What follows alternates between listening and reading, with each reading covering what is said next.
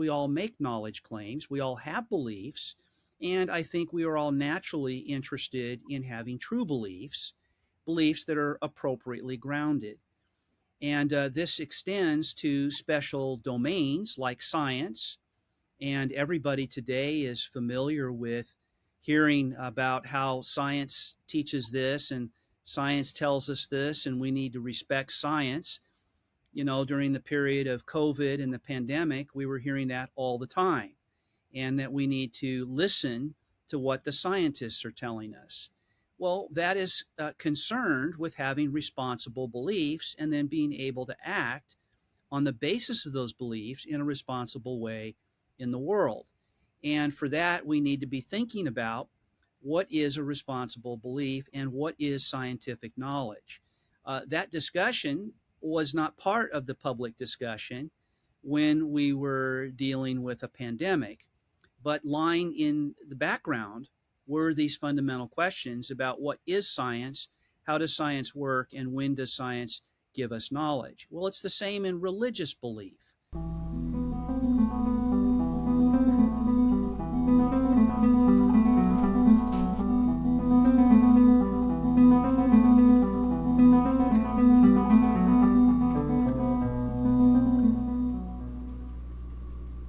Okay, everyone, welcome again to the Kirkwood Center podcast for Theology and Ethics. And today we're going to do maybe a slightly technical podcast, but one that I think is very relevant to Christians and the Christian life. We're going to do something on religious epistemology today.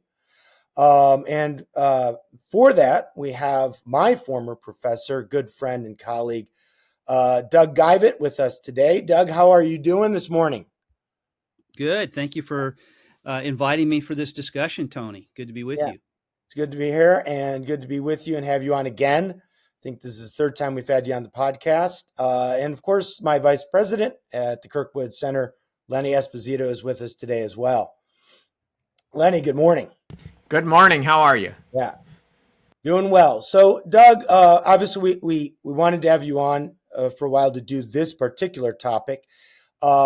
Because this was your field, this was your academic field for years, your entire academic career.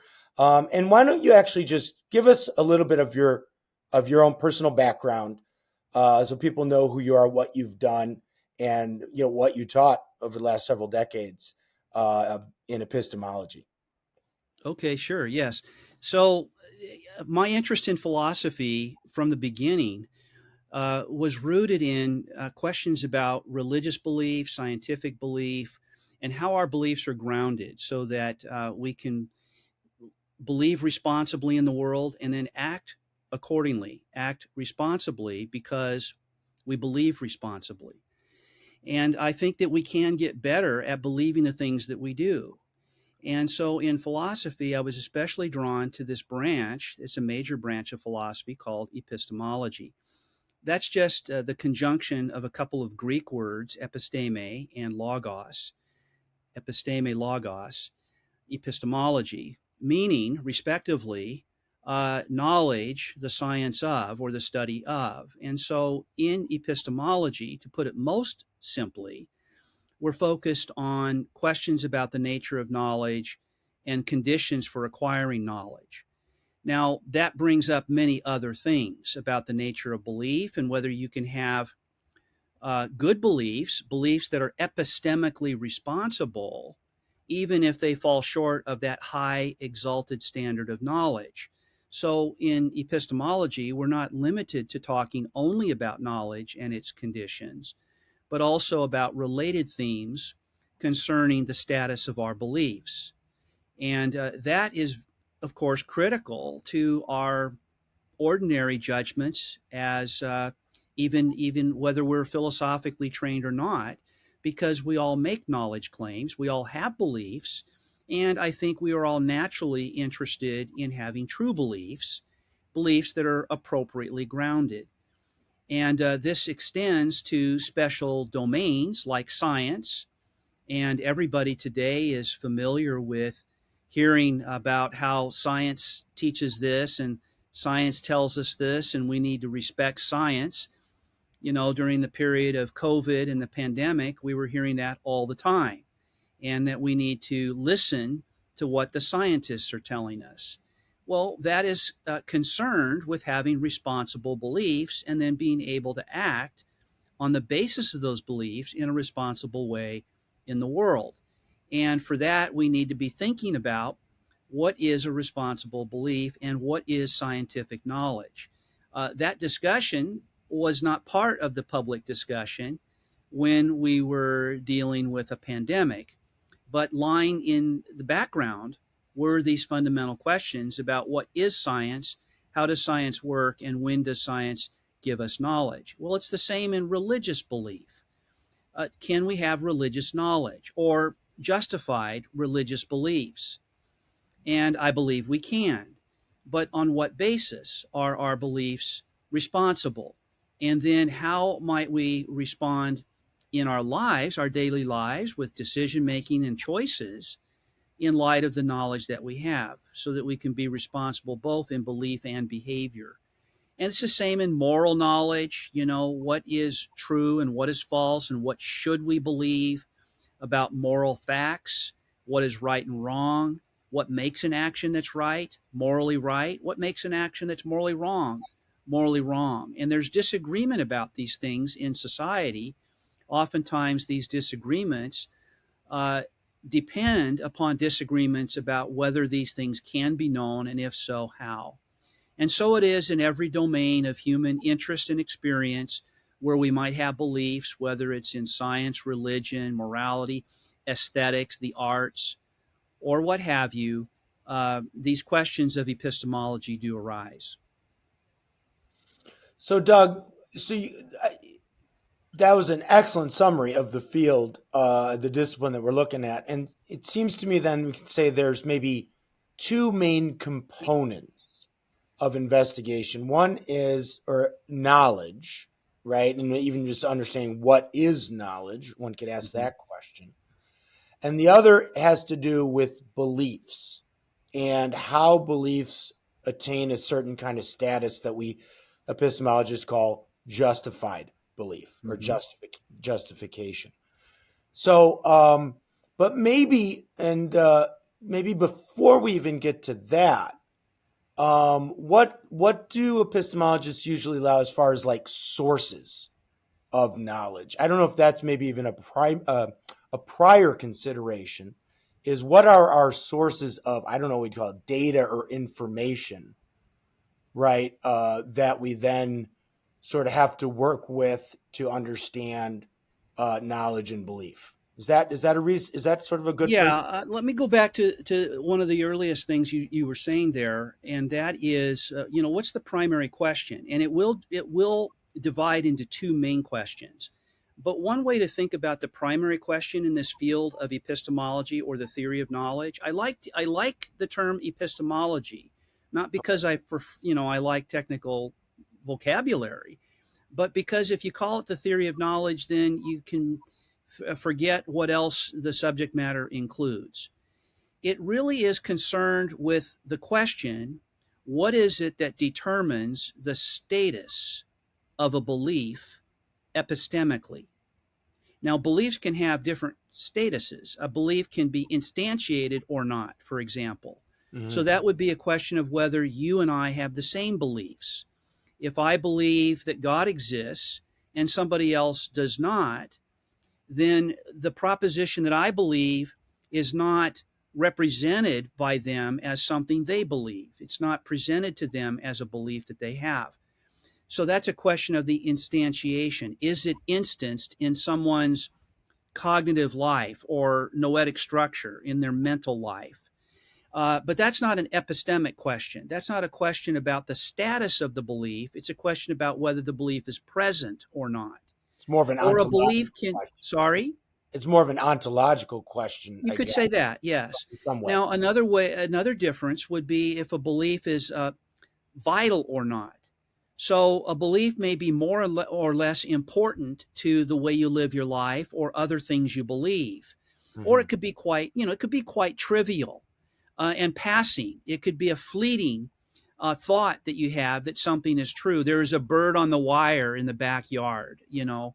Well, okay, that's inconsequential unless you're an ornithologist or you're worried about something being, you know, defaced underneath the wire or whatever.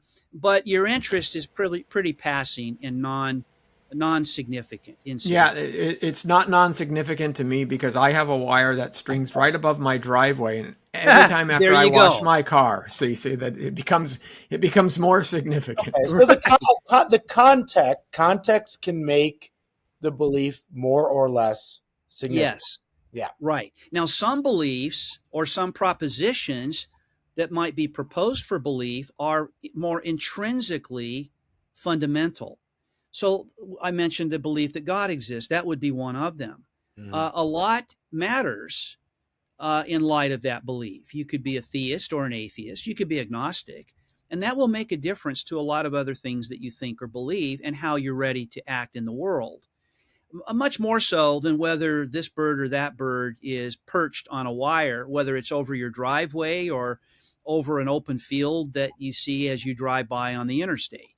So, beliefs matter in different ways, and that's another thing about their status, the significance they have for the total network of things you believe and how you live.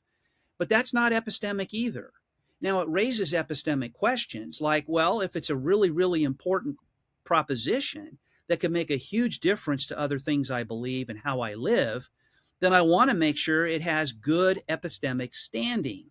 Mhm. But don't confuse the epistemic status of the belief with how important the belief would be if you were to have that belief. Okay. So, in other words, the status of a belief can be of one kind or another, and epistemic status is status of a special kind that has to do with whether it is reasonable, whether it is something you should believe if you're interested in truth, or whether it counts as knowledge, or if there can be different levels of knowledge or degrees of justification that are short of having knowledge that are still good states of belief. Good states in the epistemic sense. Do you see the difference, that the point I'm making here about what makes the epistemic status epistemic and not like the other things we were talking about? Well, let me ask a couple clarifying questions. So the way what I'm getting is the epistemic status has to do with has to do with whether or not the belief is reasonable, justified, supported by evidence of a certain kind, right? But the Let's epistemic, say whether it's likely to be true right? in light of the grounds that you have for believing it. But the epistemic status doesn't necessarily tell us about the significance or importance of the belief per Right. It se. doesn't tell us anything about whether the belief should be central to other things you believe. It doesn't refer to the Okay. relative importance of the belief in any other respect. So let me give an example. Maybe the Boston Celtics recently won the NBA Finals, Hmm. and there would be individuals who would claim, "Well, I think that the Boston Celtics will win the 2025 NBA Finals," and there may be many people who hold to that. One individual said, "Well, why do you think that?" And one, "Well, look at their record this year. I think they've got I think they're just getting started." And he based, now this is not a significant belief. This isn't going to change anybody's worldview on anything unless they're, maybe a gambler or something like that. Or a But player. or a player, yeah. But some would say, I've looked at their past history, I looked at what they're doing, and they have, so there are certain bases for that belief. Others would say, it's just that shamrock in the green on the uniform that, I've always been a fan of that type of thing, or because I'm from Boston, I just have to believe it. So there are two different groundings for the same belief. One may be more legitimate than the other, but the belief itself doesn't necessarily hold a epistemic value that's very high, because what we're talking about ultimately is something that's entertainment based Yeah. instead of something that's more important, like okay, if you're a neurosurgeon and you think the best way to the hippocampus is through the stomach, that's a much bigger issue and a much more important belief, right? So that's something that. Right. Well, that's true. And now we're talking about why people believe things. In your example, you could say, well, one reason why somebody might believe that the Boston Celtics will win the championship in 2025 is on the evidence of their record, how far ahead they are in the league, how their playing style, who's on the team, what their personal records are, and you could just accumulate all this evidence and make a prediction and say it's reasonable to believe that they will win. You might even say, I don't claim to know it, but I think it's reasonable. So I don't know that they'll win, but I certainly believe it. I would bet on it because of this evidence. But somebody else might say, well, I'm a big fan of the team and I really want them to win. And I've always rooted for them. I believe they'll win. Why do you believe it? Well, because I have to. I'm a fan. I have to believe it. Or that would be like, denying my team. I can't abandon my team. Well, one question is whether the person really believes that they'll win the competition, the championship, or whether they're just really hopeful that they'll win and they're calling it belief. So you can get into that distinction as well. And I would say that if they really do believe it and they say that's why they believe it, then that doesn't commend their belief for any special reason. It's not like that gives people grounds for saying that it's likely to be true because we have an enthusiastic fan. You could have enthusiastic fans for competing teams as well. So what we're talking about is the likelihood that a belief is true given what an individual has to go on in believing that. And that's what's epistemic about the belief. That's the epistemic core of it. Now, a belief that's epistemically strong, well supported, is grounded effectively, will have the status of other things as well. It might be something I believe. So I have this belief. It might be something I like to believe. I'm glad that it's true. Or it might be something that I wish it wasn't true, but I have to believe it because of what I have to go on. So you see, what I have to go on is really a critical factor here in determining whether the belief has adequate epistemic status. So we're just trying to get clear about how we're using the term epistemic. And I've already alluded to one view by using this language that's sometimes called evidentialism, where what makes a difference epistemically is the evidence that a person has. But I don't want to do that at this point. At this point, I want to say it's really about whether the belief makes it likely, whether the belief is likely to be true in light of the grounds that are thought to support it.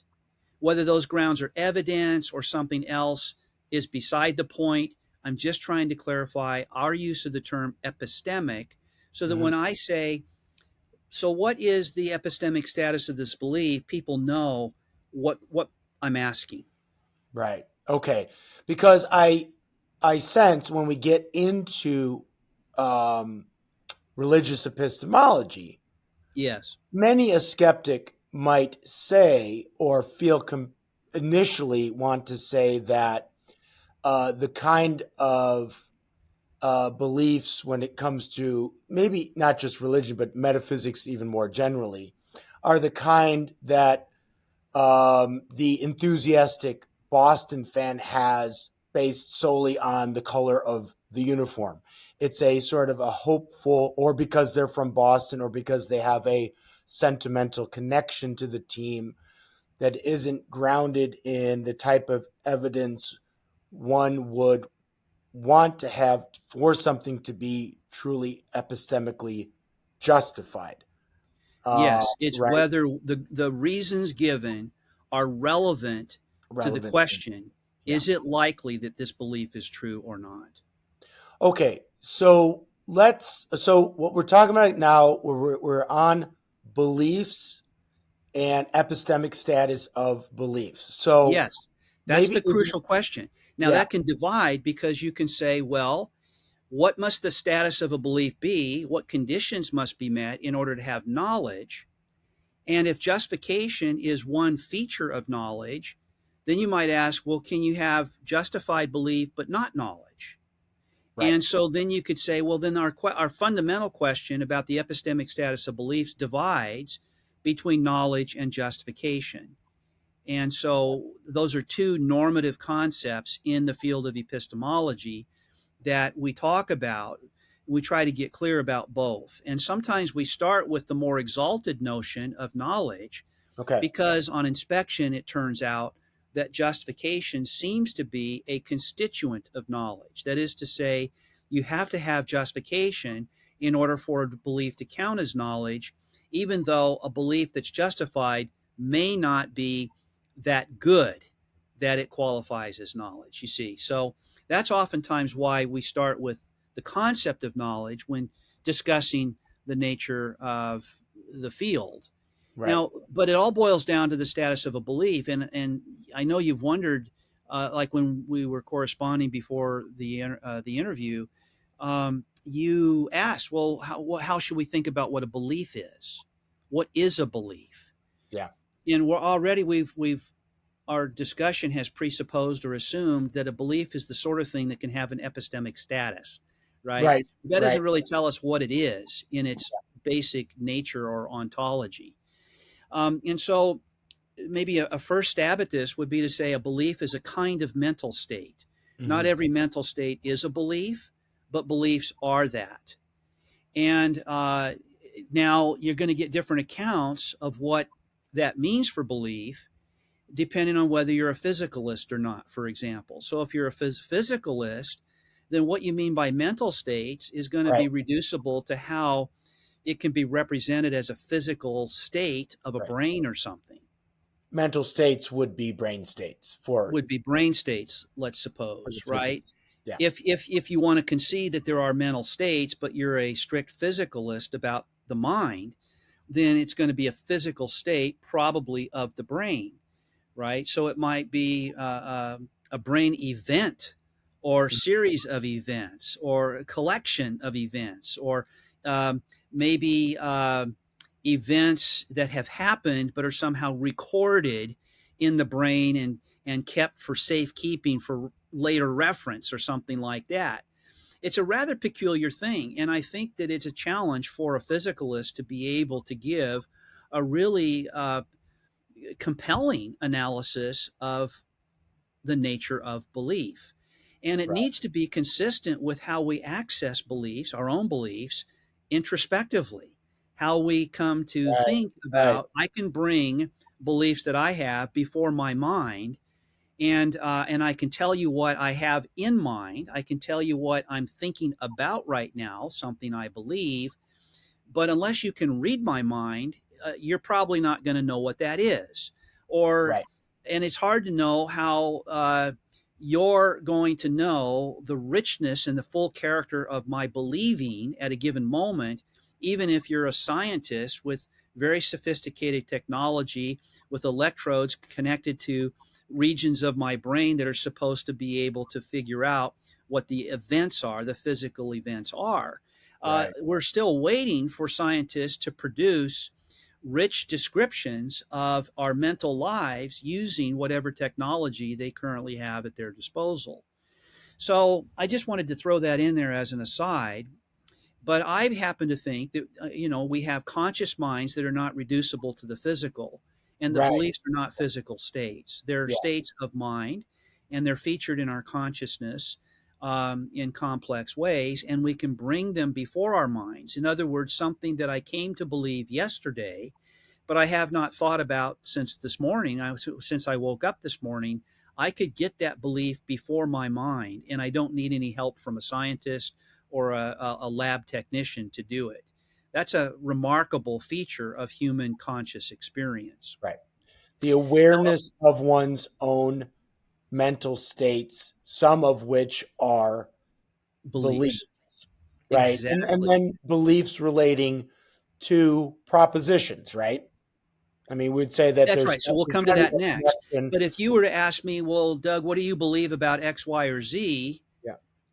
I could probably produce an answer to that. I might say, well, I don't know. I've never even thought about it. I don't have a belief about that. Or I might say, well, I've always believed this. Or, well, I can't decide between this or this.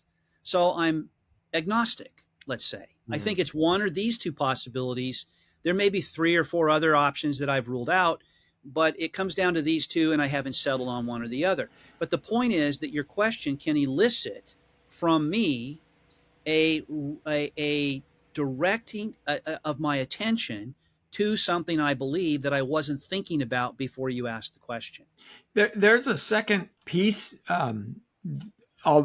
that goes along with beliefs as well, because right to this point we've been talking about beliefs as kind of just rational propositions, but there's an emotive quality to beliefs as well, or at least there can be, where beliefs have an emotional trigger, emotional value to them, and some people don't necessarily know why they believe what they believe, but they know they believe it because they feel it. You know what I'm saying? I mean, at least that would be the nomenclature that they would use to explain it to you. Yes, I Lenny, just know that it's true, and that's because that becomes an issue as well when we start talking about beliefs. That's true, and I would make a distinction between 2 ways we could speak of emotion in this context. One would be, what is my appetitive or emotional response to a proposition? And we'll have to come back to this language of propositions and beliefs in a moment, but we're on this now, so I'll go ahead and say it. That maybe I don't really, I find it repugnant. That this proposition, call it Proposition P. I don't want to call it anything. I don't want to name it right now. Just call it Proposition P, should be true. I find repugnant. I certainly hope it's not true. Well, that could be an emotional reaction. Some people have that reaction to the proposition that God exists, right? Some people have that reaction to the proposition that God does not exist, or that there is a hell. The proposition that there is a hell, some people find that should be true repugnant. The very prospect of it being true is repugnant. There's a visceral reaction to the idea of it, you might say. Another, though, would be if you say, how I can tell that something is true can be my gut feelings. And you can refer to your feelings as a basis for knowing whether a proposition is true or not. That's a different way that emotions might play a role. It's not an emotional reaction to the content of the belief or the proposition. It's depending upon emotions for believing it as your grounds. To claim some kind of status, some kind of factory status. Now, some people might just go with how they feel, but others might have a more sophisticated view that could be confused with such a crude view, but is different, and that would be like an intuitionism. And some have an intuitionist theory of our knowledge about moral facts, for example. Right. So it's as if we have faculties of awareness or knowledge or perception when it comes to moral facts that can't be explained in terms of sensory perception or, testimonial evidence, or it's just a kind of intuition that we have that when we contemplate whether or not taking an innocent life without any justification rationally is morally wrong. Well, you might say, well, how do you know that? Well, you can just sense it. You can just feel it, you might say. Yeah. But now feeling might not be emotional. It might be that there's a faculty of intuition that is giving you direct insight into the truth value of that proposition once you contemplate what it means. Yeah. In a way prior to it being propositionalized and put into some kind of more rational structure. You have if somebody says it in a sentence that X is morally right or morally wrong, then it is propositionalized linguistically. You could say it's represented. The propositional content is represented in an English sentence. And now the question is, do you think it's true or false? And you might say, I do think it's true. Well, if I ask you why, you might say, because it just seems intuitively to me that would be true. And I can't give you an argument for it. That's not the sort of thing I could give you an argument for, any more than I could give you an argument that the leaves on the orange tree in the backyard are green I don't need an argument for that because my evidence is of a different sort. My evidence is perceptual. It's Conceptual based on my visual experience. Well, I might have a kind of internal visual experience that you could call intuition. It's not like seeing that the leaves on a tree are green, but it is like seeing that some moral truth or moral proposition is true or false. So there it could be a legitimate belief, even though somebody might crudely say, well, I believe it because I feel that it's true. But Right. on close inspection, there might be a really rigorous, detailed theory that explains how feeling or intuition can ground beliefs of that sort. Yeah. Yeah, I mean, that's good. One of the examples, and I don't know if I heard this somewhere, I've been using it for a while, so I don't want to say it was my example. It could have been from somebody else, maybe even you, but I've used it in some classes. Like if you were walking down the street and you turned around a back alley and you saw a group of, teenagers holding up a little kitty cat, dousing it with lighter fluid and ready and holding a lighter underneath it, and if you reacted in horror or disgust, right, you are having a moral intuition. Your moral intuitions are saying, prior to this being put in into any kind of proposition or anything, that this is morally wrong, right? Yes. And then upon later reflection, you could work out reasons for why that moral intuition was tracking with the moral fact of lighting a little kitten on fire as being wrong. Right. And I suspect that in a situation like that, you recognize that this event that is about to transpire and what's already happened leading up to it is morally wrong because it already fits a category of wrong actions that you're familiar with. You recognize it to be an instance of something you have a general view about. Right. And that view is that it's morally wrong. And it doesn't depend on which cat it is or which boys are involved or what brand lighter is being used. This is just an instance of this sort of thing that is generally wrong. You'd have to be talked out of thinking it was wrong by hearing about mitigating circumstances or something like that. But yeah, so I would say that you have feelings that accompany your belief, but those feelings of repugnance are not what give your belief their epistemic status. Right. They can be a signal to you, though, about how serious this crime is. But that what you believe is true doesn't it isn't gaining support by your emotional reaction to what's happening. Oh my gosh, I don't want to see this. This is So, horrifying so thing is when happening before my eyes. when you have a Alvin Plantinga and he pulls on the sensus divinitas, right, the sense of the divine, is that more of an intuitive understanding of who God is, because he uses that as kind of some justification? Yeah. Now I'm going to answer briefly on that, and then if we want to talk either in this segment or a future segment about some of the differences between different views about religious knowledge, then we could get into more of the weeds. But here I would simply say that on Plantinga's view with the sensus divinitatis, there are certain beliefs that the Holy Spirit can simply cause you to have.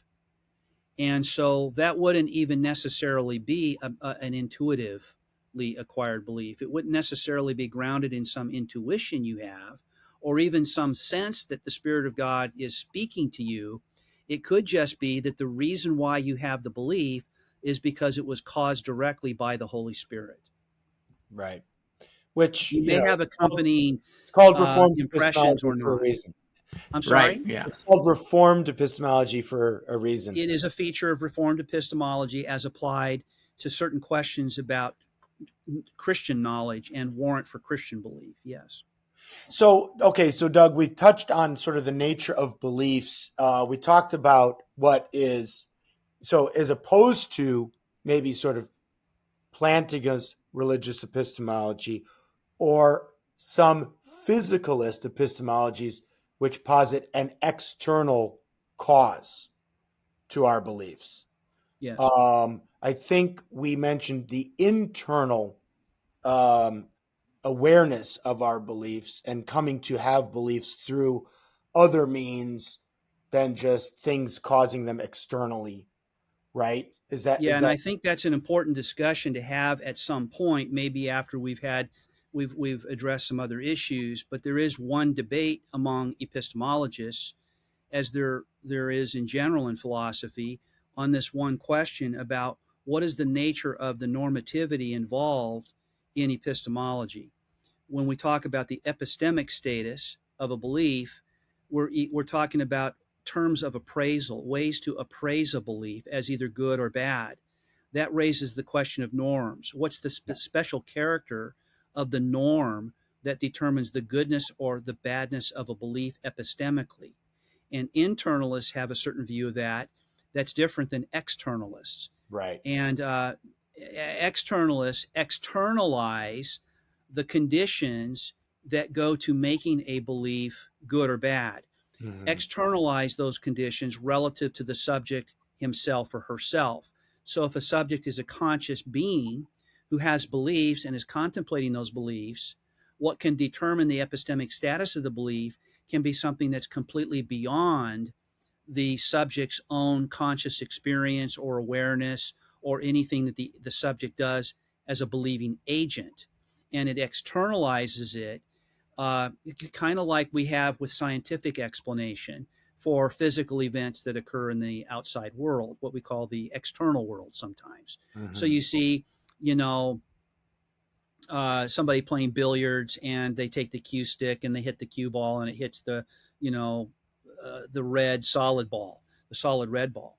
Well, you see a series of events occurring there, cause and effect is at work, and that's all in the physical realm. And oftentimes the analysis is strictly in terms of these external events that are happening in the world once the subject has moved his arm to hit the ball. So if belief is like that, then the occurrence of a belief in the mind of a subject might just be the effect of external factors. And if it is, then those external factors would probably have to account for the epistemic status of the belief. Right. Where and that would be an externalist view. But an internalist wants to say, no, it's not reducible to all these external factors. External factors play a role in our acquiring the beliefs that we do, but their epistemic status does not depend upon the role that they play as external factors. That factor, that status, epistemic, depends on other things that are internal to the subject's own experience in some sense. But we're kind of getting ahead of ourselves here, because the reason why this became a big debate was it was provoked by, especially by a paper that was published by a philosopher in the 1960s by a fellow named Edmund Gettier. And he wrote that paper for the purposes of examining a long-standing definition of knowledge. And it resulted in a lot of discussion that led to this distinction between internalism and externalism that might have been already present in a latent sense, but it was only made explicit in the aftermath of that analysis of the standard definition of knowledge. That definition, attributed to Plato going many centuries back and many others since, sometimes called the standard definition because it is so typically found among epistemologists historically, also called the traditional definition because it is said to go back as far as Plato, is also called the tripartite analysis of knowledge because the analysis is in terms of three conditions that have to be satisfied in order to have knowledge, such that if they are satisfied, knowledge is not only possible, but it occurs automatically. You have knowledge. So these are both necessary and sufficient conditions for knowledge. And one is a doxastic condition that has to do with belief. A second is what I call an alethic condition that has to do with the truth value of the proposition that's believed. And then the final one is really the fundamentally epistemic condition, which has to do with justification. Right. So the definition is, having said all of that, simply that knowledge is justified true belief. Belief being what we've described already without mentioning propositions until now.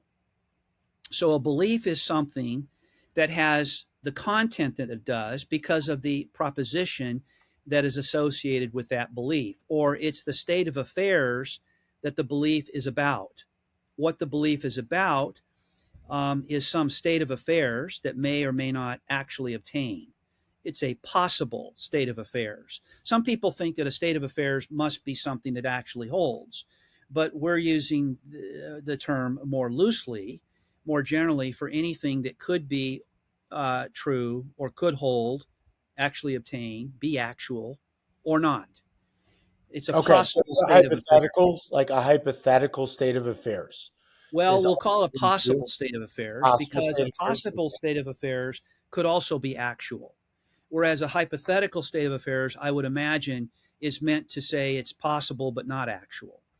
That's the way I would use the terminology anyway. So you've got a possible state of affairs.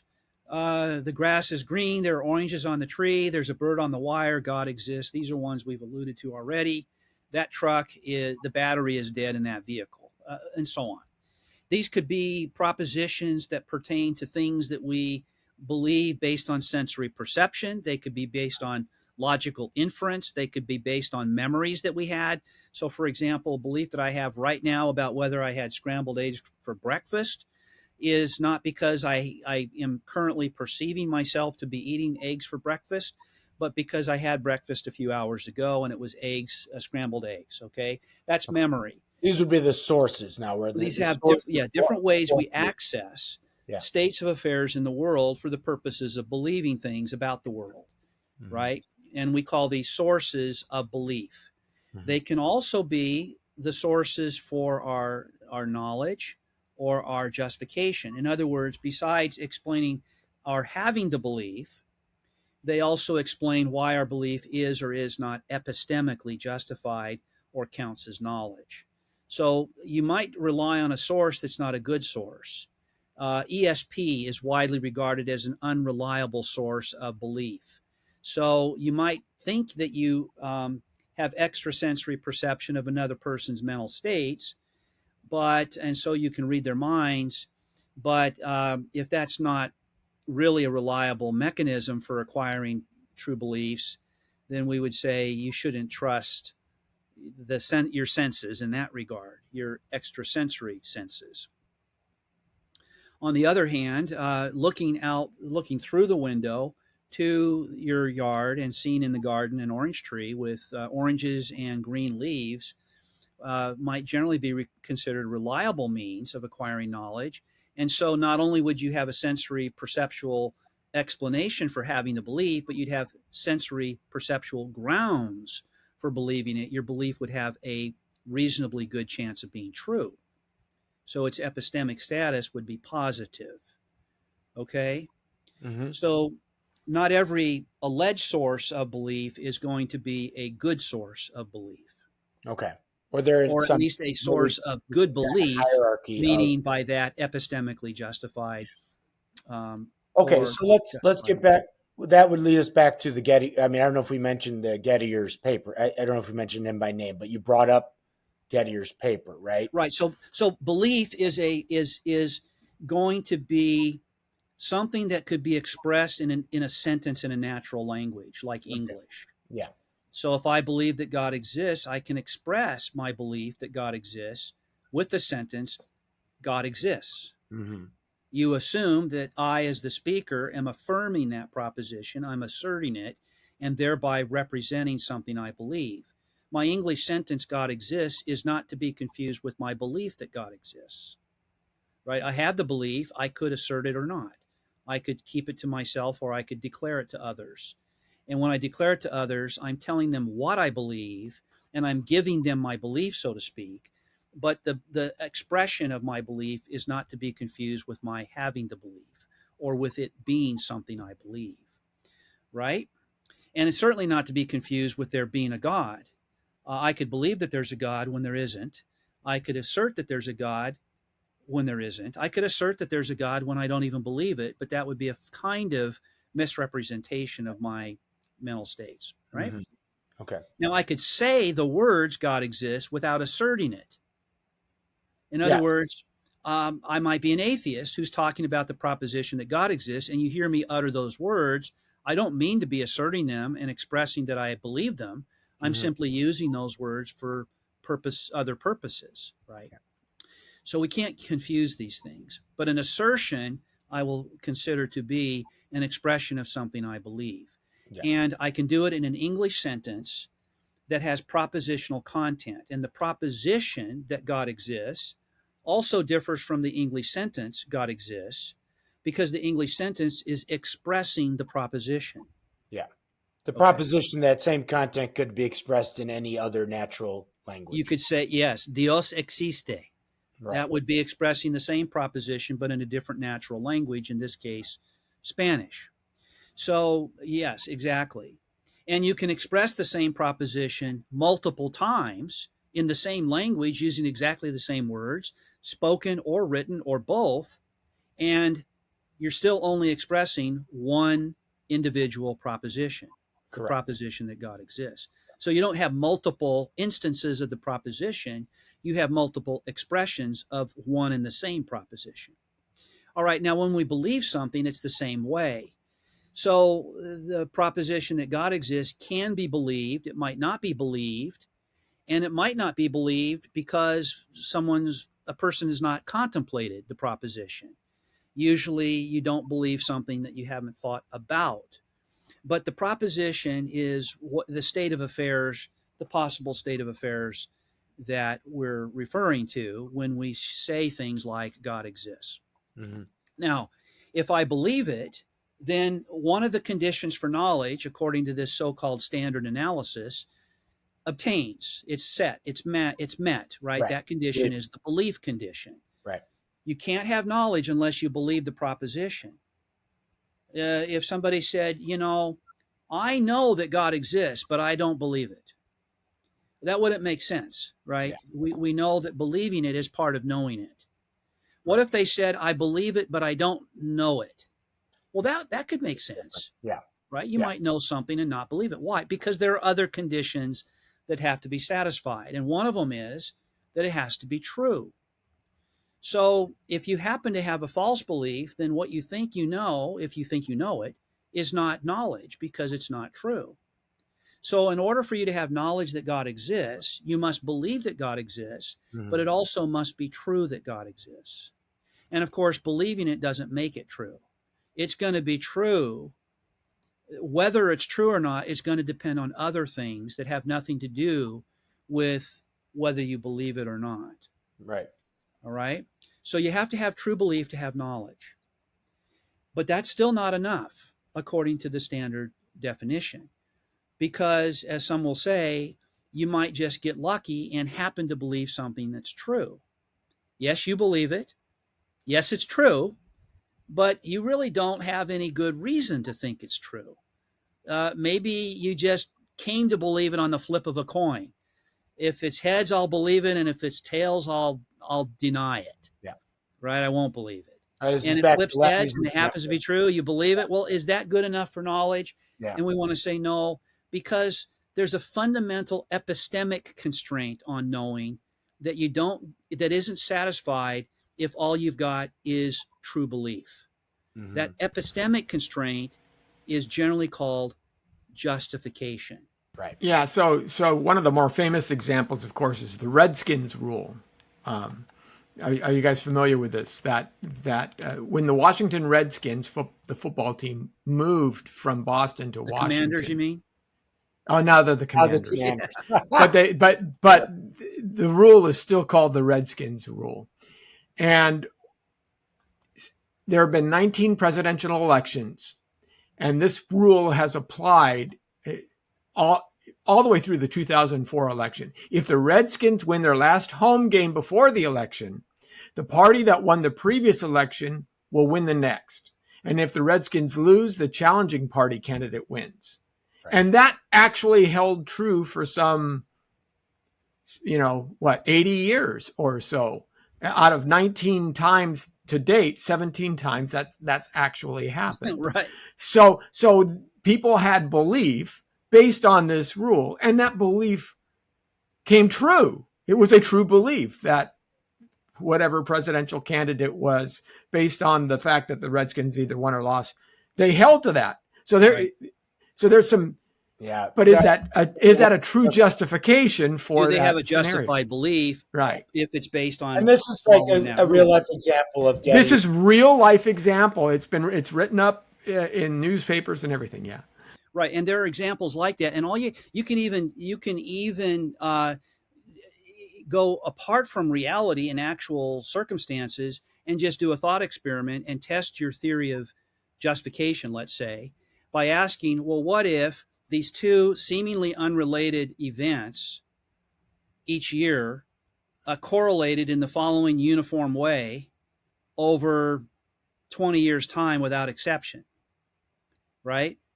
Would that be grounds for believing that the next time the first one happens, the other one's going to happen too, in perfect uniformity with past uniformity? And we would probably say, no, that's an interesting coincidence. But you see, you can even play with that possibility in the realm of pure theory. You could just have a thought experiment and say, what if? And then you take these two seemingly, at least as far as causal conditions in the external world are concerned, totally unrelated to each other, right. But you get these correlations. Would you say the person acquiring a belief based on that would be justified? And I think the answer would be no. And then you'd say, well, that's going to apply to real world situations where that actually has happened. So it would be purely accidental in a way that these things lined up the way they do. On the other hand, believing that the sun will come up tomorrow because of the correlation of experiences you've had with sun coming up over this really long period of time, that's going to start to seem pretty reasonable. My belief that the sun will rise tomorrow, I could probably even, check I could ask, you could say, hey, Alexa, what time will the sun come up tomorrow? Sunrise in Tustin will be at 5:42 a.m. tomorrow. Okay, so now I have a belief that it will be at 5:42 a.m. tomorrow. I don't know if you heard that. Yeah, longest day in the calendar. Is it tomorrow? It just happens to be the longest day. Yeah, well, I always look forward to the longest day. But so, that is a reasonable belief that it will come up tomorrow at 5:42 in Tustin. Now, I'm not in Tustin, but I'm not far from there.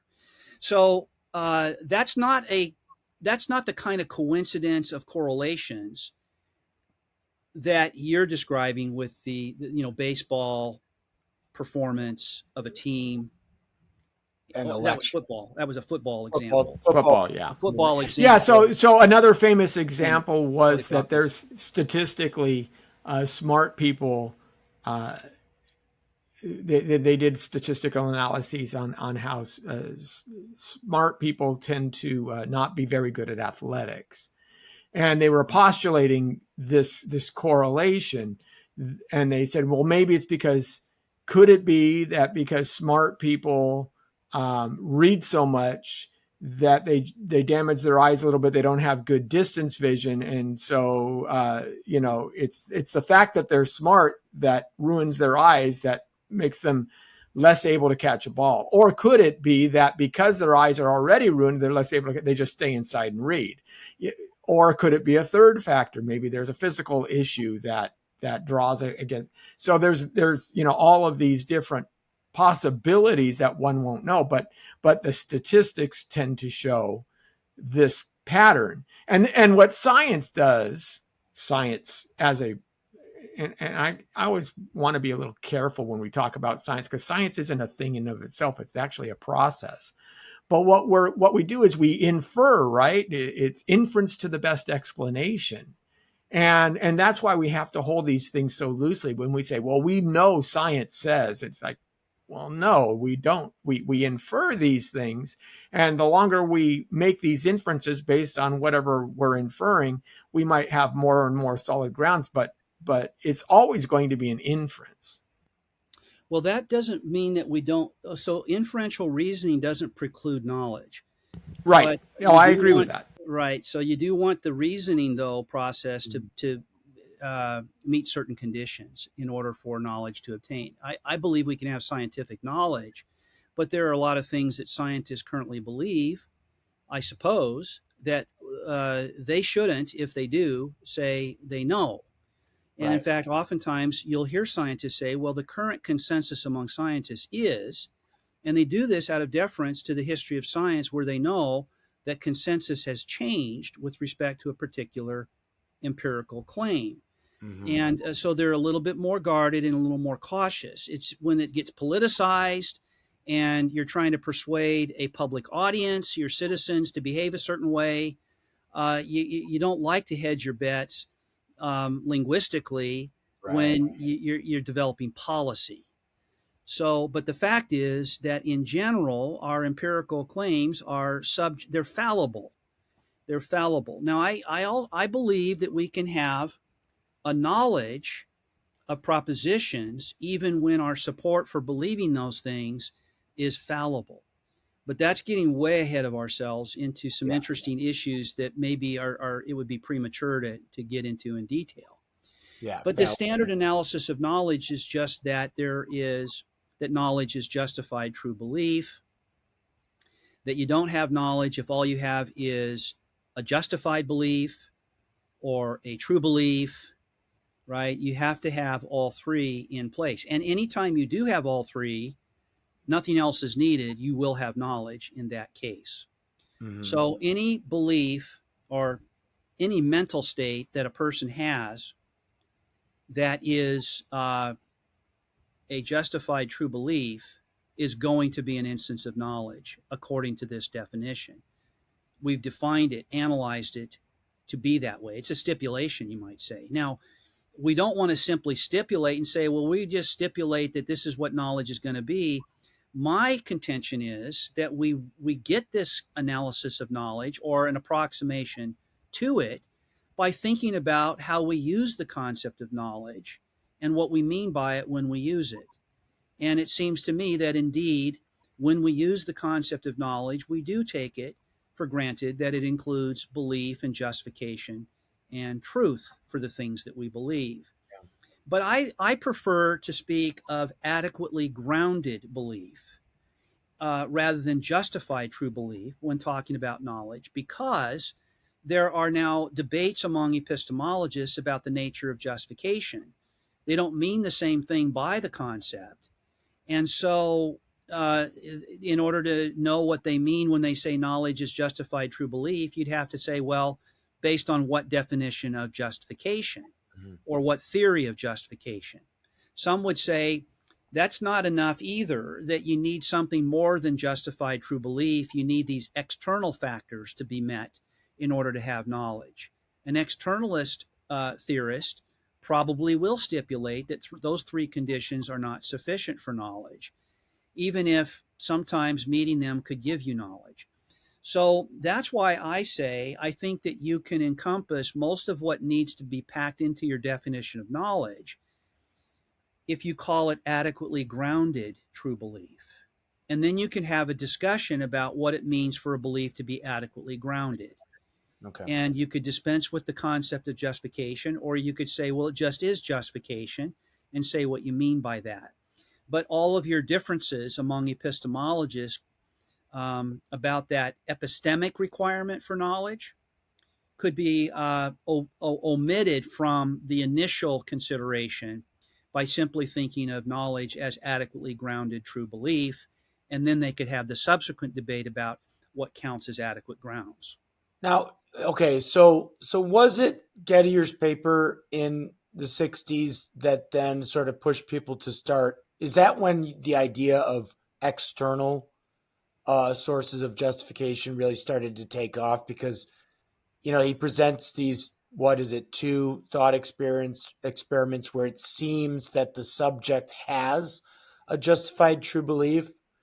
But he does not have knowledge. But he doesn't have knowledge, and then you get sort of spawns all these other, attempts to try and find a fourth right. sort of In criteria. a very short article, remarkably short article, he does, as you say, produce these counterexamples to the standard analysis, JTB. It's also called JTB, obviously, because it's justified true belief. That's the nature of the analysis. And he says, well, I can give you examples by stipulating that a subject has justified true belief, and it's not controversial to claim that or see that, but it would be very odd to suppose that that person under those conditions actually had knowledge. Right. And It turns out that the justification for belief is accidental. it's accidental on a different level. So it's not accidental that he believes it and that he's got justification. Yeah, he has justification. He has justification. So it's not accidental epistemically, but something else goes haywire epistemically in the description of the scenario, so that even though he has justified true belief, it isn't knowledge. And one example is the man with 10 coins in his pocket. He walks into an office where there's a receptionist. He's there for an interview for a job, and there's another fellow there that's interviewed. They've both been interviewed. Now they're waiting on, a decision. And this fellow believes that, well, let's put it this way: he observes, right, the other applicant take out coins from his pocket and deposit them back into his pocket one at a time, so that he knows now that the observer knows that he's got 10 coins in his pocket. Yeah. And he represents to himself the belief that the man with 10 coins in his pocket will get the job. And this is, because of evidence that he has, right? He's counted the coins. He's heard someone, maybe the receptionist, say that he's going to get it. I'm sorry, but he's the one that the boss has picked. Well, it turns out that that a man with 10 coins in his pocket will indeed get the job. And so his belief is true. So he's got justification for believing that the man with 10 coins in his pocket will get the job. Actually, what he believes is a man. You have to write it this way. Yeah, I was thinking about it. If you say, like, if he's sitting there in the thought experiment, and if you say the man, you can't even do that. Pocket, so the proposition in question is this abstraction. Yeah, right. Right, but it's still true. This is the point. This is the relevant point. A man with the observer who has also applied for the job believes that a man with 10 coins in his pocket will get the job. He's going to be offered the job. Right. And it's true, because a man with 10 coins in his pocket does get offered the job. And who is that? None other than the observer himself, who, unknown to himself, happens to have 10 coins in his own pocket. Right. All right. So a man with 10 coins in his pocket does get the job. It's just not the one that he thought it would be. And so he had a justified true belief, but it can't be knowledge, because it's not that man, it's this man who had who obviously. Now, where did it go wrong for knowledge? Well, it went wrong for knowledge because he was actually thinking of the other guy. But the proposition was general enough. It was a man and not that man. And so, you can't say that he had knowledge. Well, Edmund Gettier gave that and other examples to show that you could even work it out with hypothetical cases, that justified true belief is not sufficient for knowledge. It may be required for knowledge. It may be that you have to have a justified true belief for knowledge, but something else is needed as well. And so that became the quest for the fourth condition. We've got three conditions that are part of the standard analysis, but it's not enough. There must be at least one other condition. What is that? And so various fourth condition analyses were proposed to try to close the gap and get knowledge on top of justified true belief in light of Edmund Gettier's critique. All right. And so those analyses are most of the standard analyses that were offered as fourth condition analyses to repair the damage caused by Gettier's study are all externalist views. Oh, okay. So that criterion, that fourth condition, makes reference to things that don't even have to have any bearing on the subject's awareness. He wasn't Subject aware of internally. having 10 coins in his own Yeah. pocket, for example. Right. Now, So what if he had not seen a fellow with 10 coins who had applied for the job, but he just happened to have the belief that a man with 10 coins in his pocket would get the job? That would be a true belief because he has 10 coins in his own pocket and he's the one who gets the job. But he's not aware of having 10 coins in his pocket, so he wouldn't have a justified true belief. He would Right. have a true belief. Yeah. So you see, if he So for had the a belief, internalist, that awareness component is right, is so his grounds were not of the right sort for knowledge, Yeah. even when it was a man who has 10 coins in his pocket and he believed it because he counted the coins of the other man. Okay. His grounds were inadequate to knowledge, Right. even Okay. though his belief was justified, you could say. Okay. And that's why people thought we needed a fourth analysis. And that's why I prefer to define knowledge as adequately grounded true belief, because then you can account for these glitches in the justification, the use of the so-called justification condition for Okay. these weird cases. So let's kind of turn our attention to Yeah. specific questions like religious questions. So Yeah, let's do take the that. resurrection. Yeah. Take the resurrection, for example. Okay. There would be skeptics, Bart Ehrmans, people of that sort, who will offer reasons for their non-belief in the resurrection of Jesus.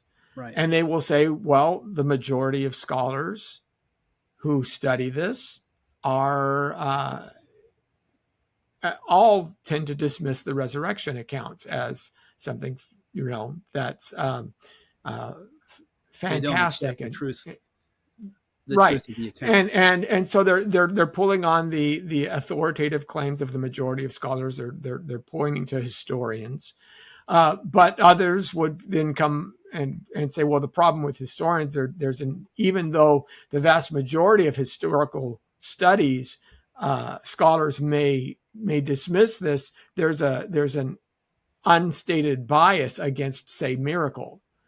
And because the resurrection's a miracle, that becomes a problem. Or they point to David Hume, of course, Hume's claim example. But I mean, that's justification, right? That's not unreasonable to look to scholarship to start to form your beliefs about something like this. Yet we as Christians would argue that even though the majority says X, we're holding to a different view.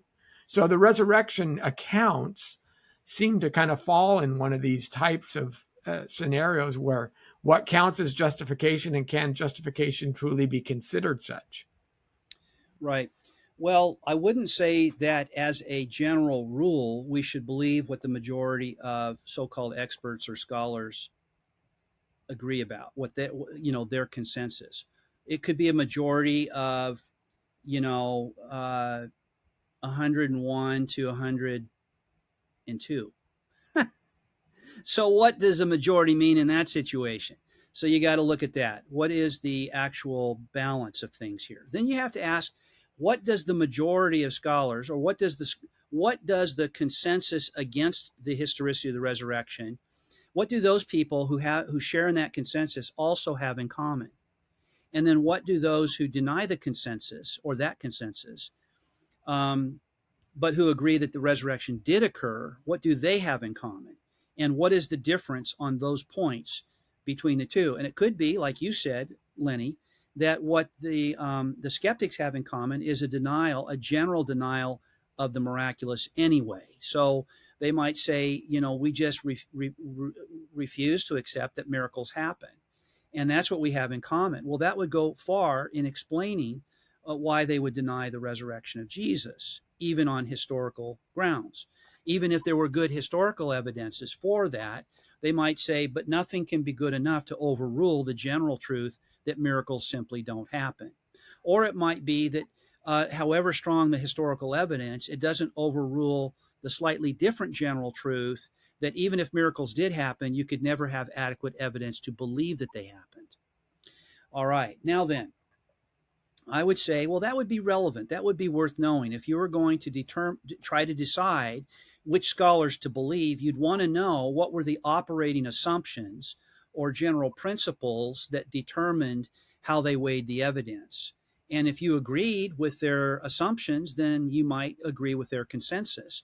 But if you thought, well, now wait a minute, why would we just rule out miracles with a wave of the hand like that? Is there a good argument for that? Then you have to put everything on hold and say, well, on what basis do they rule out the possibility of miracles or the possibility of credible belief in miracles? And you're back, you're playing ball all over again. It's another ball game. So, the verdict is still out. You have to look at those kinds of things. Another question you'd have to ask would be, well, what about those who believe, historians who believe that Jesus did indeed rise from the dead? People like N.T. Wright, right? Tom Wright, the British scholar who has written a big book called The Resurrection of the Son of God. And he expounds on the historical evidence for the resurrection of Jesus Christ. He's a noted New Testament historian. He believes in the resurrection, and he believes it's well supported by the historical evidence. Well, what do critical scholars who deny the resurrection of Jesus have to say in response to his evidence? And just the fact that the majority repudiate it doesn't mean that they do it for good reasons or even have responded to him or have even engaged with his evidence and arguments. So it isn't enough to just count noses and poll scholars and say, well, what do you believe? What do you believe? And then believe on the basis of what the majority say. Now, in other areas, we might say that a majority of scholars and scholarly consensus does give us good reasons to believe, but it's mainly because we've already accredited them with having good reasons themselves. In other words, my reasons engage their reasons and not just the fact that they're in the majority. Yeah. Right. And so so we might say, well, the majority of scholars believe X, Y, and Z. That's a prima facie case for thinking that the evidence must be pretty strong. But the case needs to be there and not just be merely prima facie. And you're only going to know that if you start to look at what reasons the scholars themselves have to offer for their beliefs. So you kind of have two conflicting sources, or what I'd say there. One is, there's two fallacies associated with that. One is an appeal to appeal ad populum, appeal to numbers, right? It could be an appeal to authority, or appeal that to may authority. be Appeal to authority. suspicious Now, or appeal not. to authority can be appropriate Correct. in certain contexts for sure, but obviously it can't be taken as your sole criteria for belief or non-belief. It can be one reason to take into You have to consider what is the amongst proper understanding of the nature of a scientist's authority. right. A biologist making declarations about quantum physics, maybe not so much. All right. And this is Dawkins, for example. So Richard Dawkins, one of the neo-atheists, has to propose an explanation for the origin of the universe. He can't do it in terms of biology, which is his special field of knowledge. He's going to have to turn to cosmologists for that.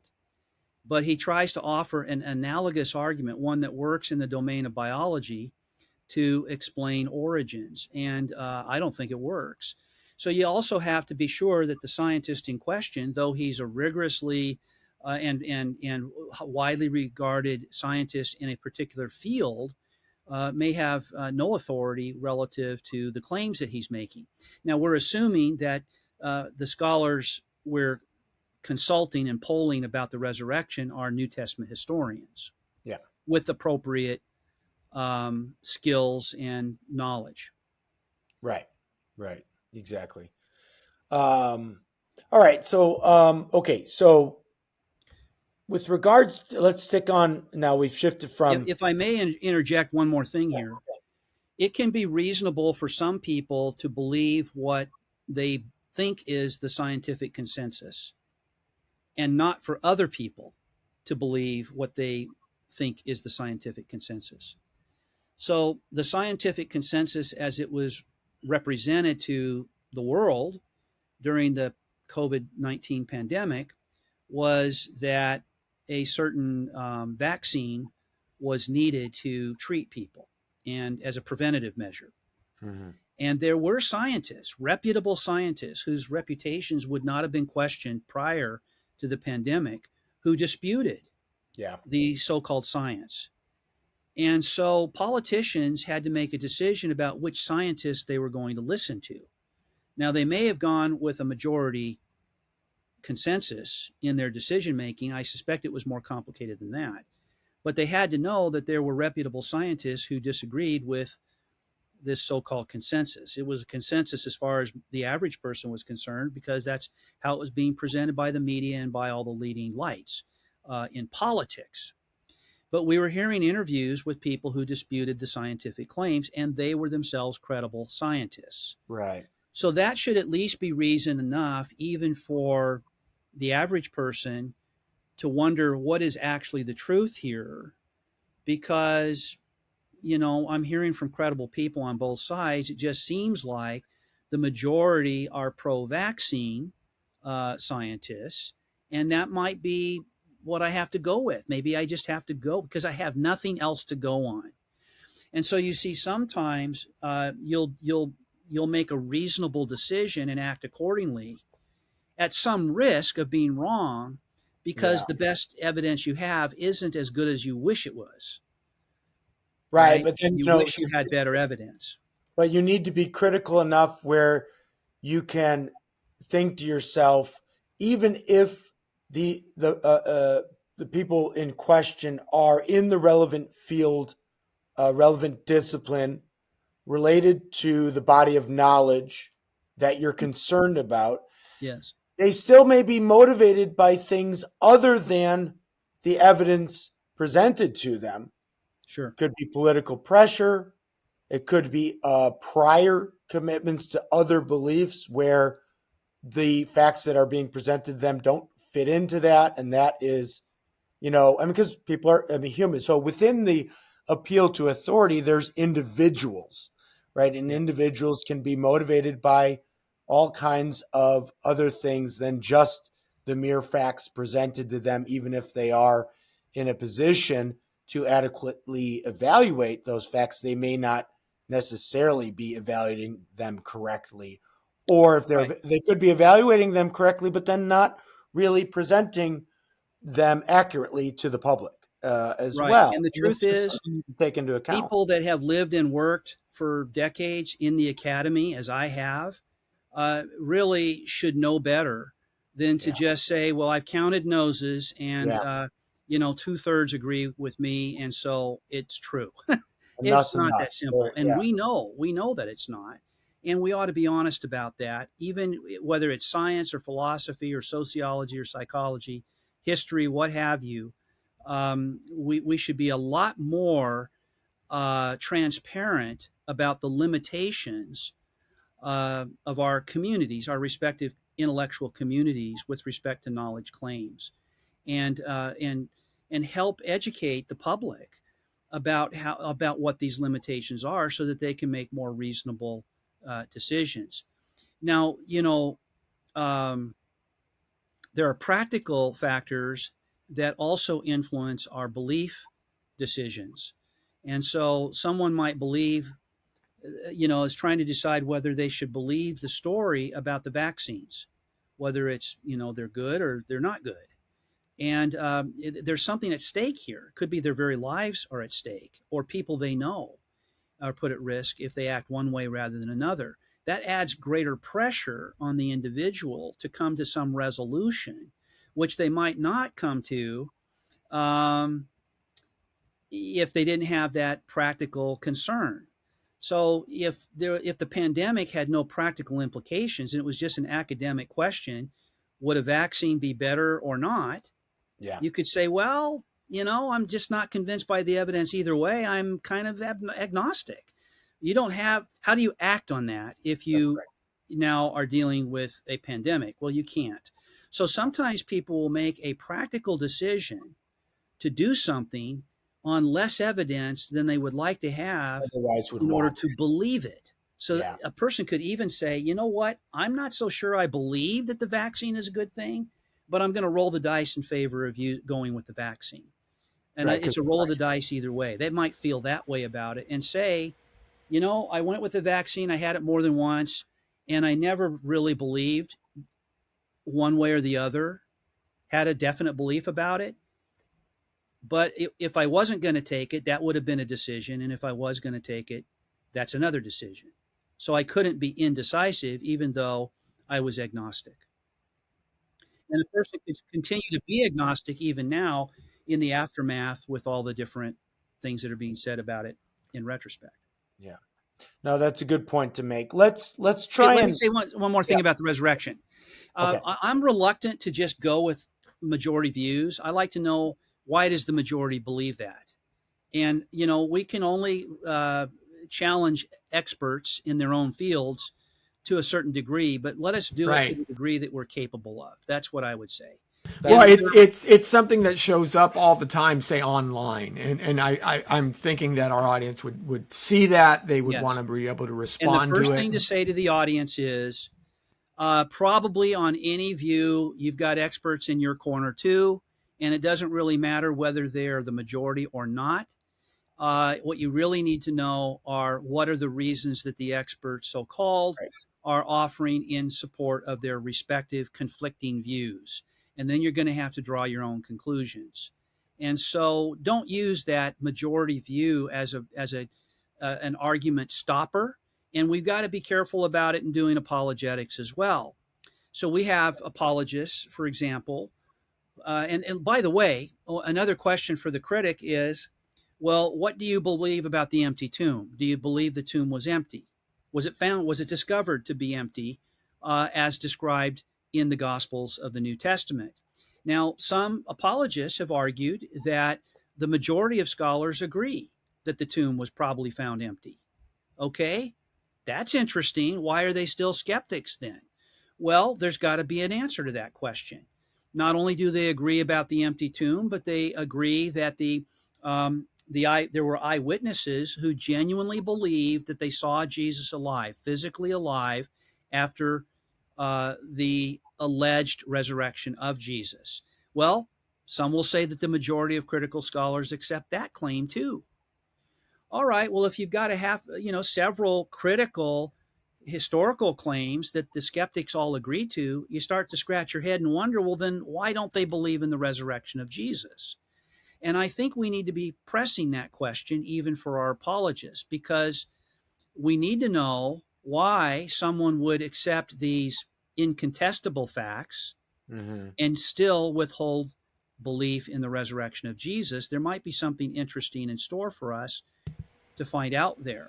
So you bring up a very important point, and it's a question that I have talked about, is how do you change a belief then? How do you change a belief? Because there's only two ways that I understand one can change a belief. And I have an example that I use. I have a thought experiment that I use when I demonstrate this. I talk about, I'll usually go up front of an audience and say, how many of you believe that I saw a pink elephant, in the parking lot of the grocery store this morning, right? And nobody raised it. How about if I offer you $1 million to believe it? And of course you get 4 or 5 hands. I said, well, that's just assent. That's not a belief. I said, but how do you change a belief? The only two ways I know of is either you show a contradiction within the belief that the individual holds, where he now has to wrestle with that, or you provide additional facts. So if I say, not only did I see a pink elephant, I saw like 4 large semi-trucks that said Vargas Brothers Circus on it. I saw a big tent going up in the middle of the parking lot. Oh, and I saw a guy with this big, like 5-gallon bucket of pancake makeup that's pink. So now, with those additional facts, can you believe I saw a pink elephant? Now, there's some reasonable, right? So either a contradiction to their current belief, or there's additional facts that might help assuage their skepticism. But is there any other way? How else do you change a belief? Well, okay, so that could be a psychological question too. So now I'll say that, I believe that evidence is required for justification, and that whether or not I'm justified in believing any proposition at the moment depends upon whether the evidence I currently have supports that proposition. That's my view. That's not everybody's view. There are other Christian scholars who dispute that view. Alvin Plantinga is one of them. But so I'm an evidentialist. I'm not alone in that view, and I can give you evidence for that. But what I would say is that what we don't want to, that our belief should be grounded in evidence. And evidence is something that comes at us involuntarily. And so we are confronted with a world that presents itself a certain way, and we're overwhelmed by evidence. Other times we direct our attention to evidence. If we want to know what to believe about something, we know how to gather the evidence. We know what areas to explore for the accumulation of relevant evidence so that we can make a reasonable determination. And then sometimes we just believe spontaneously, but it's still on the basis of evidence. And if you said, why do you believe that? I'd have to maybe stop and think, and I'd be able to come up with the evidence that played a role in my believing it, but I never represented it to myself consciously as evidence that I had. That's easy to illustrate. If I'm standing on a busy street corner and there's I'm waiting to cross, I'm waiting for the traffic to change, and there'll be a light that says walk. Okay. Once it turns to walk, I start to walk across the street, but I haven't really consciously registered the word walk in my visual field because I'm so accustomed to doing it. It's a habit now, and maybe a risky habit, that somehow I have a sense that it's safe to walk now. And if I get across the street and you say, hey, why did you walk when you did? My first thought's going to be, what did I do something wrong? Did I not wait for the walk sign? And I might not be able to remember seeing the walk sign. But I might say, well, I walked because all the indicators must have been, the flow of traffic must have played a role there. I probably saw the white letters, lit up, walk. Maybe I even heard a sound. You can walk now, right? And all of that was evidence that I assimilated, but did it in such a natural, spontaneous, and unconscious way that I have to pause to think about what my evidence was when I actually walked. So evidence works on our belief systems in complex ways. And I can change what I believe. I can come to believe something different because of evidence, so-called, that I pick up while watching a movie. And it might depend on the soundtrack, believe it or not. Oh, wow. Yeah, very much. Right? And with no lyrics. So the nature of the soundtrack can make a difference to the impact a scene has. And I might come to believe something as a result of the character of that whole experience. And I walk out with a new belief. Or I walk out with a newly challenged belief, something I believe, but now I'm less sure of. Maybe I'm not even aware of how challenged it is until I'm asked the next time what I believe about that. So you see, we traffic in beliefs 24/7. Even in our dreaming, we may acquire beliefs and wake up believing something that we didn't believe before.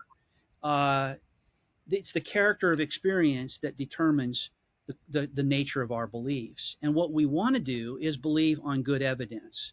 There are two fundamental truths about us as cognitive beings, conscious cognitive beings. Number one, I would say, these are truths. This is true about the average person, is that we are unequivocally, we cannot help being interested in truth, right? As I put it in my courses, we are ineluctably truth interested, right? We want our beliefs to be true. And second, we are exquisitely evidence sensitive. And that's for the sake of believing what's true. So when given our interest in believing what's true, what we've got to go on is our evidence. That's the advantage we have in the interest of believing what's true, is that we can accumulate and assess, evaluate evidence, and believe accordingly. Unfortunately, things pass as evidence that are not evidence. Propaganda passes as evidence. And so it changes minds. People believe things based on propaganda because they take the propaganda to be good evidence when it's not. So, how we change people's minds, that is, get them to go from believing one proposition to another, and we're all in the business of doing that. I mean, people Yeah. can complain that we shouldn't, try to convince people of what we believe, but we're always doing that. A You have to salesman at convince a people at of a used car of lot that is belief. doing that. Yeah. What's that? You have to convince people of that belief that it's wrong to convince people of trying to. Exactly. Give me the reasons for that. And why are you always doing it? I mean, what is a menu? Right? What is a menu when you go to the restaurant? It's a list of claims about what you can expect if you order something by this name, and you believe it. When you read a menu, you are acquiring beliefs, and you're going to order on the basis of the beliefs that you acquire. And when something comes out that's different than you expected, you'll complain because you had evidence that it would be different, right? We're constantly in the business of weighing things, determining what to believe, seeking to persuade other people. If your taillights are out and you stick your arm out the window, perpendicular, just straight out at an intersection, all right, you're trying to persuade the person behind you to slow down and note that you're turning left. That's an act of persuasion. It's an attempt to get somebody to believe something. It's innocent. It's actually for their safety and yours. So the interest in helping each other come to believe what's true so we can act responsibly in the world is a good thing. It's part of living in community with each other and with each other's interests in mind. It's part of pursuing the common good, is to acquire knowledge together and about the things that matter most, especially. Yeah. All right. So I don't know where you want to go with that or from here. Well, is there? So you just described the process of acquiring evidence for one's beliefs as sort of a natural thing, right? I don't. Yeah. But is there also sort of a responsibility that you would then say, especially upon the Christian who is making large claims about reality, and ones that, if true, have great existential and even eternal consequences, Sure. to sort of be intentional about acquiring additional, ever more evidence for the beliefs that we have, right? I mean, is there sort of There's a some beliefs that moral Christians have in common, responsibility? Yeah. right? There's some beliefs that Christians have in common, and we can compare our reasons for believing these things, and we'll often have the same reasons in common as well. There are other things that Christians disagree about, and only Christians believe them, but not all Christians believe them, let's suppose. So, for example, I've written with my co-author Holly Pivick extensively on a movement called the New Apostolic Reformation. It's a phenomenon within the Christian church held by some people that there are prophets and apostles today. And we can identify them. We do identify them by name, and we talk about their claims. Well, one of the things that's very interesting to me is that lots and lots of people will follow them and believe that they're apostles or prophets, and yet these people have no interest in defending their own apostleship. They actually don't even give good arguments and evidence that they are true prophets of God or that they are apostles. Now, how do they get away with this? They get away with it because the Christians who believe them don't demand appropriate evidence for those claims. They simply accept that what they're saying is true. Now, they would say they have evidence. They smile, they're nice, they're charismatic, they're likable. Apparently, great things are happening through their ministry. God is at work. That's unmistakable. Well, okay, those are general claims. Let's get into the details. What exactly is God doing? What are the events?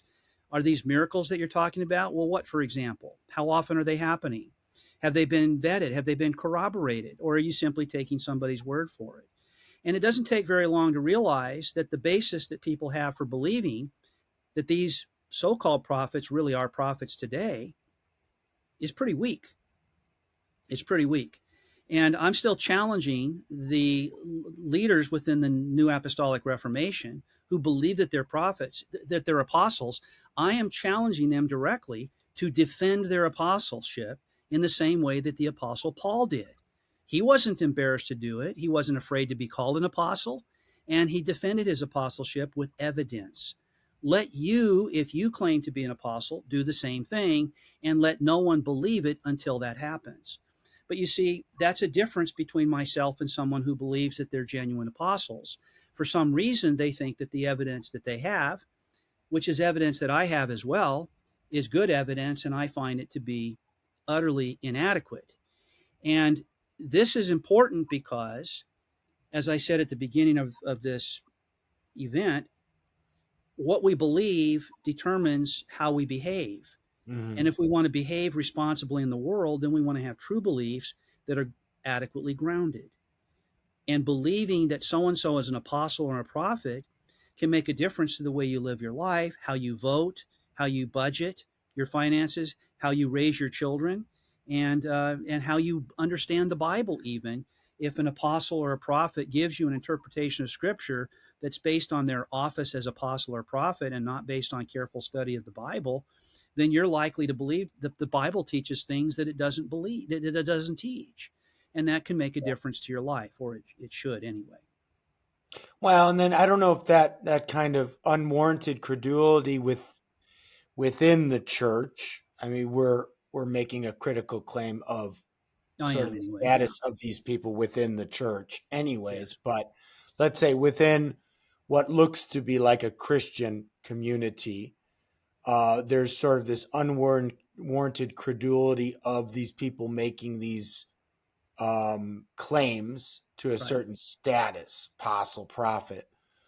You know, how does that then redound to maybe the witness of to Christianity, or the validity or truthfulness of Christianity as a worldview to a skeptical sort of society, or a skeptical public, to people on the outside? Because then they're seeing sort of what to them is rightly sort of a bizarre, strange, over the top, exaggerated kind of beliefism. But it's misrepresenting the kind of Christian beliefs that we think are warranted and justified to hold to. That's one reason why I care about this issue, is Yeah. because I care about the reputation of the church that I'm a part of. Right. And the outside world observing the church doesn't discriminate very, very well sometimes between those whose Christianity tracks more closely with the teachings of Jesus and the inspired Word of God, and those that don't. And so my message is as much for the outside world observing, so that they can make a reasonable judgment about which sector of the church that calls itself Christian is to be trusted the most. Now, look, I care about this whenever, regardless of the methodology that an apologist uses to defend the faith. If they defend it by making grandiose claims about miracles that aren't happening, that's a concern to me. But I have concerns about other mistakes that apologists might make, about how they wield evidence. Mm-hmm. And so, for example, from our conversations, that I don't put much stock in the evidence of near-death experiences to support things that we believe as Christians about the afterlife or about the gospel. I simply don't. And I have my reasons, and I've looked into it extensively. But I know people who think that this is really powerful evidence to support the things that we believe. And that concerns me. I'm just as concerned in every area. Now, if somebody says, Geivett, your approach to marshaling the evidence for Christian belief is really faulty in certain areas, I want to hear what it is. I want to know what it is. And then I have to make a decision about whether I agree or not. And I presume that if a friend of mine who uses evidence that I would never use still uses it after our discussion, he just wasn't persuaded by my objections. And that's fine too. But that's just goes to show that we all have to take responsibility for our own beliefs and not just say, well, if so and so says it, that makes me feel good about believing it. I think I can trust it. Sounds right. Because right, Yeah, it's good. because chances are there's somebody who's no less credible who would dispute that claim. And you might say, well, then who knows anything? And Yeah. the answer is the people who are right are the ones who have knowledge. Yeah. And you have to try to be one of those people by exercising your own uh, powers Yeah. to weigh the evidence in a responsible manner. And that's Now what that God does, expects. He doesn't expect more from us than that. yeah. I mean, that does sound very Protestant of you to put it that way. But I How think so? that's, well, the, I think the Catholic would be more prone to an appeal to um, the magisterium, right? And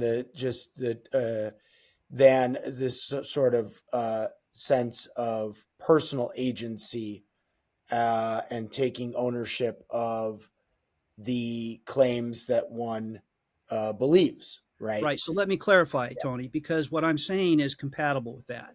Yeah. Uh, I believe then that the Roman Catholic who um, has made that determination is still responsible for making that that determination, determination, right? right? And is going to do so on evidence. So Yeah. if my Roman And the Catholic good Roman friends, and the Roman Catholic apologist would and and they does. So agree with that, I I'm not think. The friends disparaging that I that. have who are Roman Catholics, Yeah. and I have some dear friends that are, to be sure, we talk about these things frequently. Yes.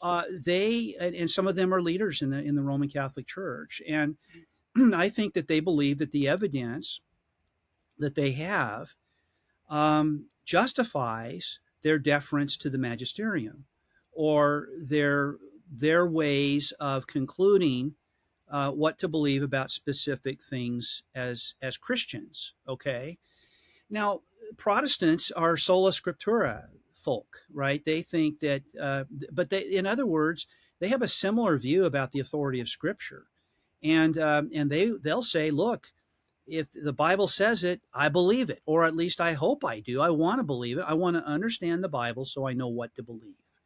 Okay, well, that's because I hope they think that that is a reasonable way to find out what is true as God has revealed it.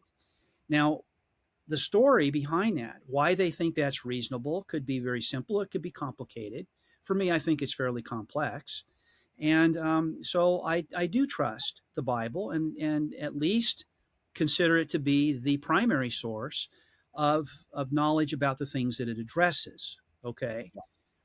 But that's not just me growing up as a Protestant thinking, well, because I'm a Protestant, that's what I do. No, it's one reason why I'm a Protestant.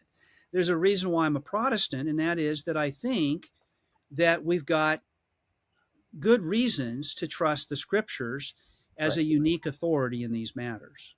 Yeah. Well, and I wanted maybe to, and we have a lot of Roman Catholic friends, and I'm Yes. not, I wasn't, although there, and I don't want to get off on this tangent because I want to start pulling the threads together a little bit. Although there is a kind of esotericism, I think, in the idea of the Roman Catholic magisterium as the formal authority, but that'll be a podcast maybe for another time. One of the things that, sort of backtracking though to maybe the idea of like the folks in the NAR movement Yes. is, and this is just in virtue of my just studying the Torah, right? Just going through the commentaries on the first 5 books and, just coming to the deeper and deeper sense that the Christian proclamation is not esoteric. It is always and utterly a public, open proclamation of, of God's revelation to man. There's nothing hidden or esoteric. There's no special knowledge that is sort of not for all the people all the time under every circumstances, hidden away for a certain special class of persons, right? The law was always meant to be read and shared publicly, and the gospel is supposed to be pronounced and announced from the rooftops, right, in the open light of day, and not to be kept under a basket or so on and so forth. And I think that's important because there's always in a lot of these more cult-like, and we did our podcast on NAR, this idea that there are certain persons who are purveyors of sort of secret or special knowledge, and that's always something I think to be aware of, that, the Christian proclamation of the gospel, the proclamation of the gospel is always out in the open, right? It's not contained or held by a certain select few, and never was meant to be that way from the beginning. So, and that means that all our cards are on the table, Yes. right? The Christian claims are always out in the open to be evaluated, to be assessed using reason and logic and all the tools that God has given us naturally to evaluate any other set of beliefs, right? Mm-hmm. I think we want to hold to that, and I'll say that that's just the way. And there are disagreements about what a passage of Scripture means. Yeah, but there's that doesn't vitiate the responsibility to be as responsible as you can, as careful as you can, to get the right understanding of it. And it's but not the hermeneutical problem, the problem of interpretation, is with regard to any set of claims, whether they be right. religious claims or not. Could be right. the Constitution of the United States. Yeah, for example. Or right. the handbook, the management's handbook for employee behavior, or whatever it is. There are going to be, and then there are going to be people who are better positioned to render a judgment about the best interpretation of passages as well. Right. And so we've got lots of tools at our disposal, and understanding the Bible is a lot more straightforward than people would like to think, in order to escape the responsibility to simply believe what its message says, what its message is. Right. Well, Doug, we have touched on several issues today. We looked at just epistemology in general, talked about internalism versus to say the least, yeah. Got into a little bit of religious epistemology and everything. So I think we definitely have to do maybe, a couple more, and maybe we'll focus in on more specific areas the next time. But this has been really good, as just to get us started here on on epistemology, epistemic questions. And I think it's been great. So we'll have to do it again. But again, thanks for being on today. And we look forward to more conversations with you on issues and issues related to epistemology. Well, thank you for that, Tony. I think we all need to ask ourselves, am I good at believing the things that I believe? And do I live on the basis of the things that I believe when they're adequately grounded? Right. We want to challenge each other to that goal. In other words, the Socratic, the unexamined life is not worth living, right? You have to examine what you hold and why. And also somewhat dull and boring, I would think. Yes, I would think. You can always just watch whatever's on Netflix, and then but we don't encourage that for the Christian life. So, all right, gentlemen, it's been a pleasure. We'll see you next time. God bless. Thanks.